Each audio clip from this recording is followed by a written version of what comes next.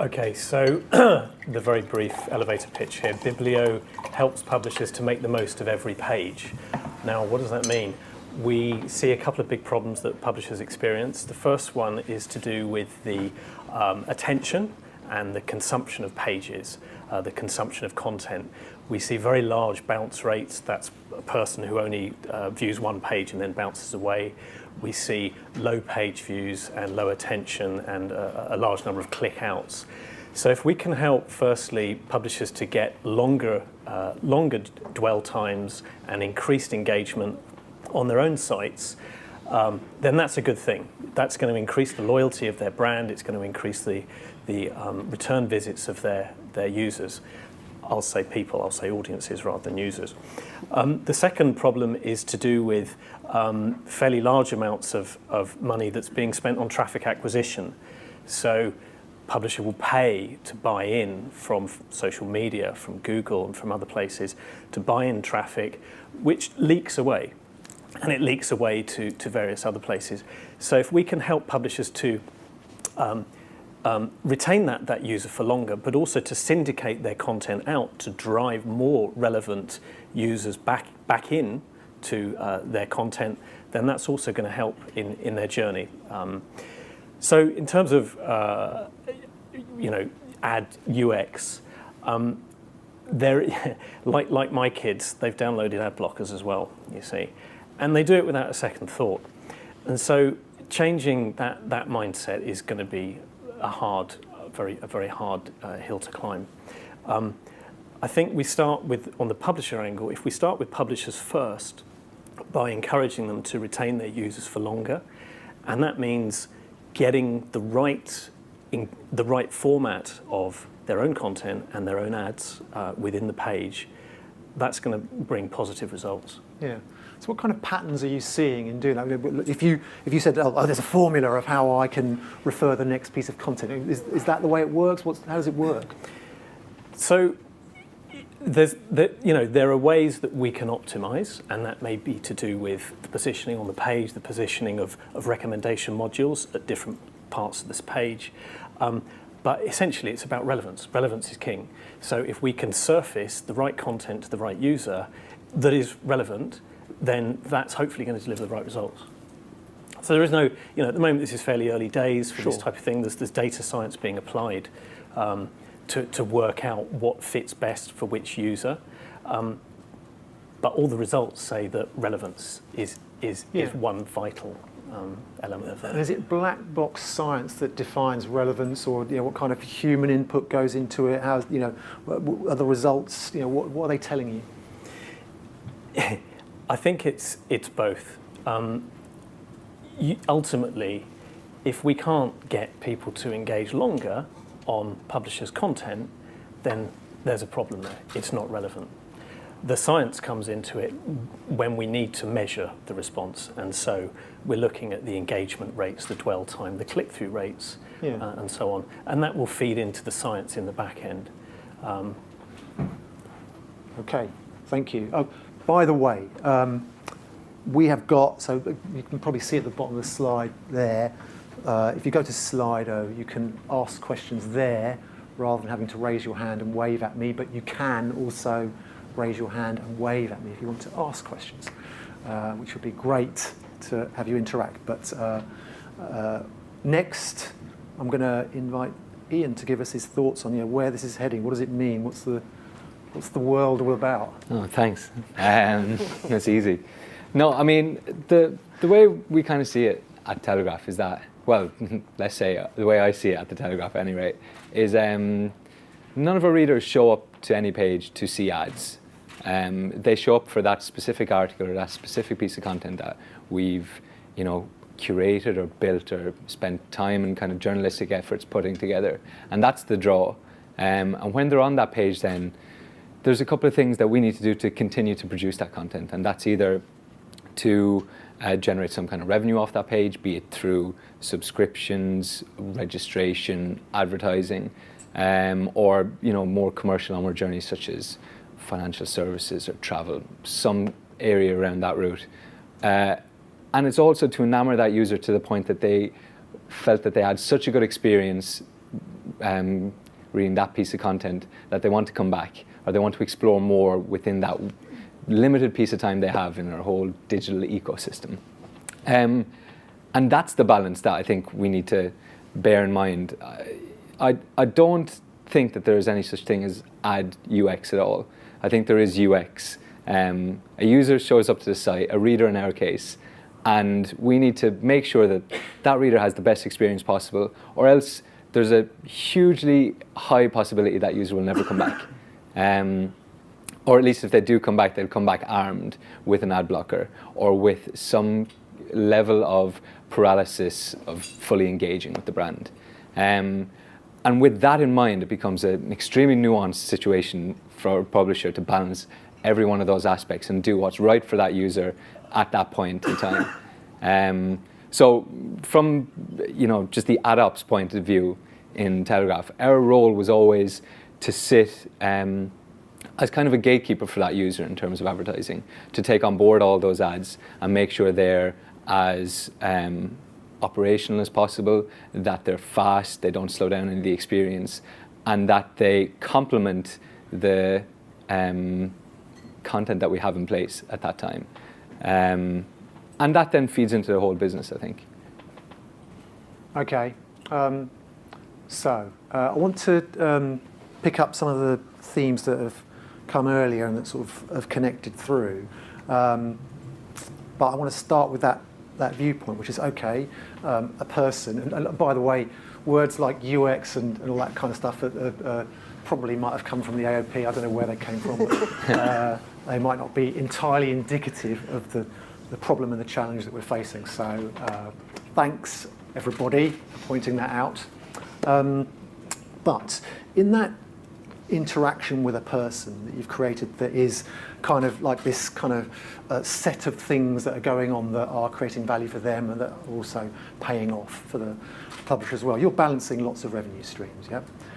And you're trying to look at how all of this can work together. And one of those is advertising. And now where I think we can head with this discussion, but I want you to sort of call me out if I'm going the wrong way, is that we could have the chance to start to consider, well, look, we know that if we do this the right way, we're doing something that creates value in both directions. If advertising is genuinely made more effective by that part of the creative connection it makes with an audience, which is also something that you're doing in your connection to audience, is that something we can start to research and understand better? Is it about a more viewable ad or a more creative ad that makes a better connection? What could we do? Yeah, and it's really interesting. I think one of the most important things we've done in the last 2 years in Telegraph is to stitch our multivariate testing tool into the ad server so that they both understand each other. I suppose from my point of view is trying to, hold up all those spinning plates. It's less about the specific advertising creative that shows up on that page for that user at any point. It's more about creating an environment where that can appear, and can that appear in the right situation.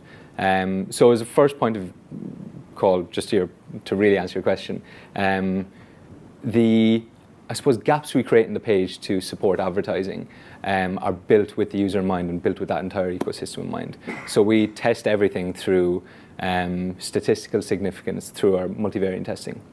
So we understand edge to edge what it does for all the different revenue streams and for that user's journey throughout the site. As for then what goes into those slots that we've created, that needs to be so carefully considered in terms of brand safety, viewability, which I think are not any measures of success at all. They're hygiene. If you're not hitting those targets, you're doing something wrong. And after that, it's about the specific creative that then engages. But at that point, we've gone through so many measures that we should be in a place that whatever shows up there is in the right context, in the right environment, and can do the job it's there to do. And then it's kind of that handover point to creative agency. I love the point of multivariate testing. I've got this feeling that you can start to see, okay, well, if that ad format there is doing this, I'm compromising this part of my experience, but this seems to work. Is that where you're getting to? So we use Polar for our native advertising on site. And this is a really cool model that we kind of, well, I say it's cool, no one else probably thinks it's cool. So to create that area on the page, we ran a series of multivariate tests to see where is the most effective area to put that slot for a Polar ad. Now, Polar itself is an advertising multivariate tool as much as it is a delivery mechanism. So you put in 5 different thumbnails, 5 different headlines that click off to maybe 5 different areas, and it will run through and optimize the best possible ad to show up in that slot.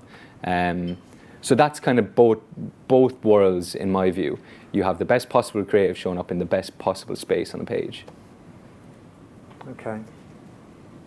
So, Alison, I want you to. I know I think because we're having this kind of holistic discussion, it's not immediately apparent what should be done. The AOP wants to do something, right? But we don't have to get there immediately. We have to get there the right kind of way. So that point that kind of came from discussion with you and actually with Lolly as well, that if you look at what is, we kind of, I mean, I've seen like tons of this research from like the IPA effectiveness stuff, and it's all there about be more creative, it will make more money for you. But it seems, do you think that's something that's going to gain traction in the industry more? Is it working? Is that something that we can pursue further?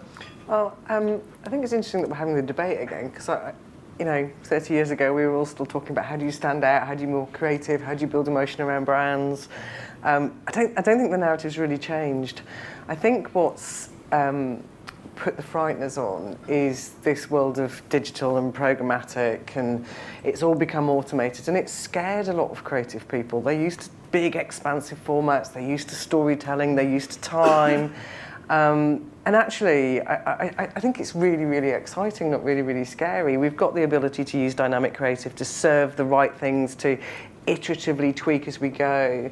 We're not embracing the opportunity for storytelling in smaller formats, sequential storytelling through programmatic. It's a really exciting world that we're all getting into. And I think the narrative at the moment is really quite fearful, which is why we're all having the debate again. Do you think it's the fear of the CMO that knows he's about to be fired in 3 weeks' time because he can't prove ROI? Is that a new fear? I think that's maybe all. Well, isn't it getting worse though? I think I saw numbers to suggest that now a CMO is like 5 times more likely to be fired than his CEO, kind of thing. Are they the whipping boy, and is that why this fear comes in? I think it's easier to gather short-term metrics, and therefore short-term metrics rise to the top, and therefore it's a self-fulfilling prophecy that you can do more short-term, therefore we should do more short-term, and therefore the world's become more short-term. And but there's plenty of conversation around that being the wrong thing. Yeah, enough people to do the part that says, okay, we do get that this is about that creative connection, and something that's a bit more holistic. And absolutely. Can I ask a question to Alison? What's the biggest challenges you see facing planners today, digital planners? Again, I don't think they've hugely changed. I think on every brief I've ever worked on, it's what's going on in their lives, what do they care about, how do we tap into that, where's the insight? The conversations don't change, and then the environment's changed, the platforms have changed, the publishers we work with. But at the end of the day, we're all still trying to engage human beings and get them to like us, and therefore they'll give us some of their money. It's quite fundamental. But it's more fragmented. There's more channels. It's more fragmented. I think it's more fearful. I think all the conversation around safety and security and viewability, it's made clients very nervous. They never used to worry that. I've never had a conversation with someone going, well, how do I know the person was in the room when the telly ad was on? You got your schedule. You knew when your TV ads were playing out, so therefore you felt safe. Right. But that didn't make... It didn't make your advertising any more effective just because you knew the ad had played out. Thank you, Alistair. Everybody's allowed to ask questions, by the way. And there's a good one here, which is that are there too many people involved in the publisher-advertiser relationship? I'm going to start the answer to this question, but then I'm going to... because I'm glad someone asked this one. Networks, agencies, DSPs, tech vendors, should it be simplified and how? So this kind of discussion is part of looking at how we can get closer to the advertisers, clients, agencies, and understand each other better, It's also something that we're going to be doing tomorrow. We're going to, in our final session, where we're going to be presenting some thinking of why we should work more closely with advertisers and clients. But what's the panel feel about this? Anyone want to dive in? Go on, Lolly. So yes, I guess should the industry simplify? Probably yes, but it's often very hard to see how and where, because every time we think, oh, maybe ad servers and SSPs should be the same. There's sort of obvious reasons why maybe they shouldn't merge, or should trading desks own the DSPs? It's like, oh, but there's, you know, you can get different things from different DSPs, and so it's a very difficult one to see where you kind of trim down. I think each individual publisher and agency should try and work out how they can streamline. But I think it might be that the picture is slightly different for each different partner type. And even networks are still bringing lots of value. I see, for instance, some very creative networks are bringing in creative expertise, or they're able to sell something that maybe the specific publisher's sales team can't. And so various areas that in the past we thought maybe they're not necessary anymore are still definitely demonstrating value. I mean, maybe this is kind of like a little bit to the side of what we're saying. This is, you know, this is the digital programmatic market shaking out. It's with lots of players, and it'll start to rationalise. But at the same time, should we then not still have the agenda that says, okay, how can publishers and advertisers work more closely together? How can we persuade advertisers and agencies that they need to work with us more closely? What should it be about that we do? That's the kind of thing that is, you know, we'd still like to come out of this and can still come out of it, I think. I think one thing that has emerged from all these multiple partners in the middle is, you know, there has been a commoditization, particularly of display advertising, and that's hit publishers. And so publishers have now looked to other areas, particularly sponsored content and advertorials, where they work directly with brands, and they'll write the content for the brand, and then as part of that, they'll advertise and they'll drive traffic, etc. So publishers have now opened up new revenue streams that way, which are non-programmatic. You know, they're not reliant on programmatic for that, and they can still have direct relationships with the brand. You know, I did work in this in the middle of all this stuff, and it tends to separate the publisher from the end brand for sure, from the end advertiser. Well, it's early stage for the market, isn't it? It's actually not going to stay this way. I think data is going to get more under control. There's going to be more of the premium inventory will be available in the market.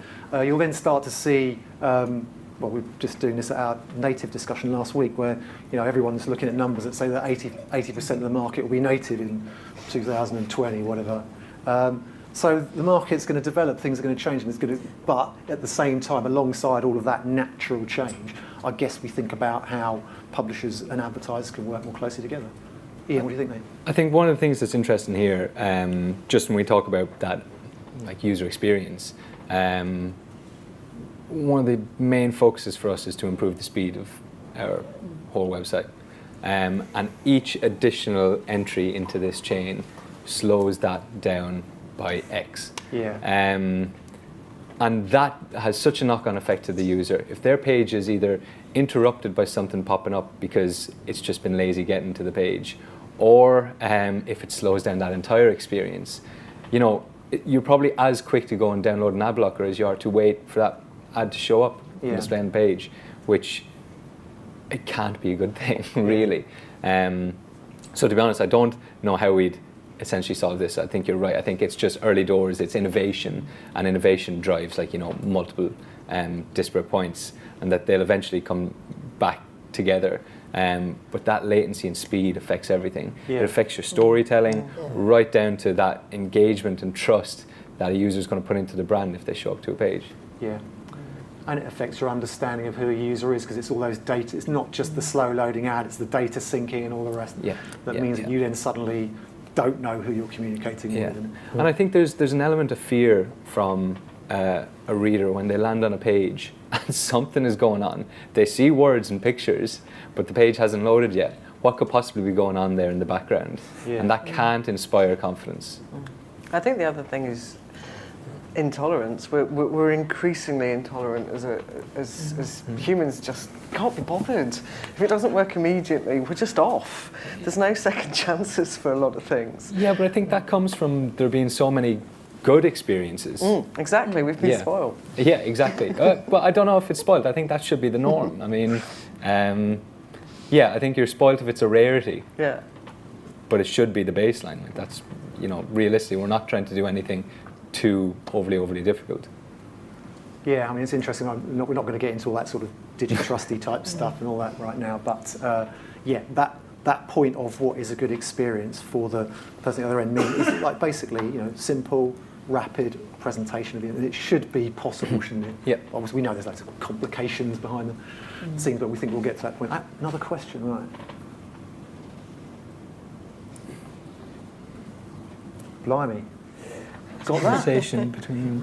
Who asked that? I know it's anonymous. Good question. Yes. Shall I read it out? That's naughty. Yeah. So, given that your focus is speed and new ad text slows down the page, how does the conversation between product saying no and ad ops saying yes go?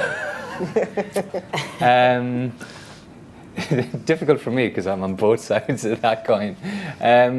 You very rarely have a situation where product will flat out say no, where ad ops are saying yes. Usually, that's quite streamlined. It more so comes from a client has come to me. They want to do this amazing thing, and it's about rebuilding a whole page on the website, and that's where you start to get a bit sweaty as a PM, because there needs to be a consistency across all that experience for all your readers.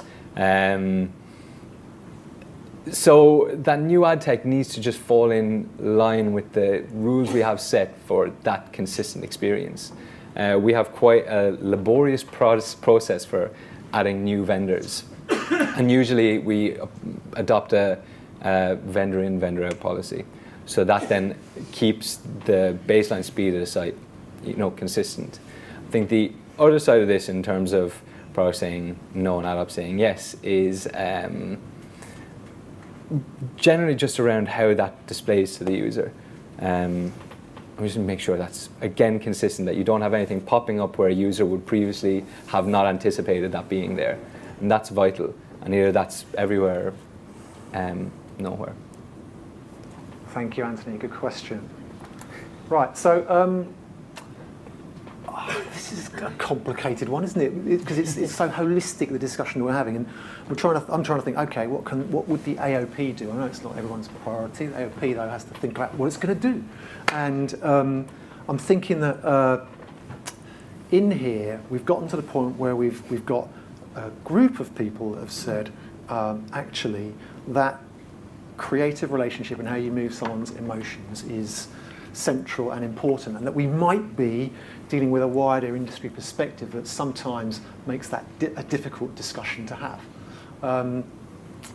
But is it a discussion that could continue amongst people that wanted to research that and believe there was something valuable in doing it? Is that the sort of thing that people would like to participate in, or am I just being sort of a little bit fanciful? What do you think? Well, I think innovation and interesting things come from collaboration, and I think there's a big opportunity to. We're in the same business, right? So the opportunity for us to work together to understand how we're perceived and how we're consumed by people is got to be a good thing.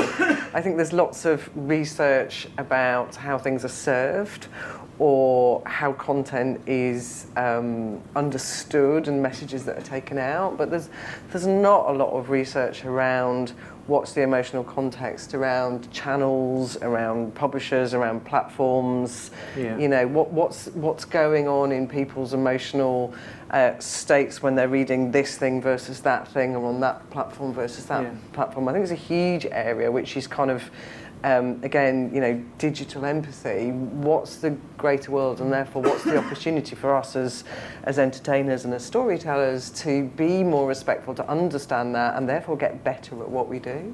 There's that point of context that says, well, actually across our members, you've basically got pretty much every personal and professional interest signalled. Whether it's news, whether it's like I'm a mountain biker, whether it's I'm just about to give birth, whatever it might be. we can start to look at what context that gives to a message and a connection that goes to an audience. I think that's be a really interesting place to go. Rest of the panel, what do we think? But it might be interesting to, as well as looking at innovation, but start looking sort of industry-wide, and this is where the industry bodies can help, but to start to look at what might be better ways of viewing campaigns in terms of working out what's successful and what isn't. So looking at new metrics, where maybe not immediately looking at the sort of short-term success, as in did someone buy something immediately or click immediately or give us 100% viewability or whatever else, but start to look at what's more meaningful for the brand ultimately. Yeah, I mean, it's quite interesting to look at some of the work we've done in the data space, and when you've looked at attribution, if you're able to do attribution that isn't just about the last click, you can then see that actually in those early phases when you build someone's interest in something and an emotional connection, that's often where you're building a lot of the value that comes later that looks as though it's all been delivered with the last click. So I think that's a really important point. I think advertising and content can work in harmony. It's going to take lots of experimentation and science behind it to understand what is best for the user. Just as an aside, Snapchat, I don't know if you've seen what they offer in terms of those themes, the crazy goggles and all that kind of stuff. It's really inventive and young people love it. It's just one example of they've decided to go off on a tangent and it has worked for them. Thank you. Ian? Yeah, and I don't think innovation necessarily has to be restricted by things like speed or the processes set forward to prove effectiveness.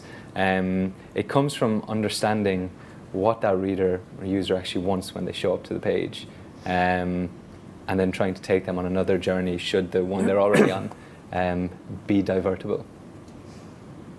Okay, look, I want to thank you because this panel managed itself, right? It just completely did the job.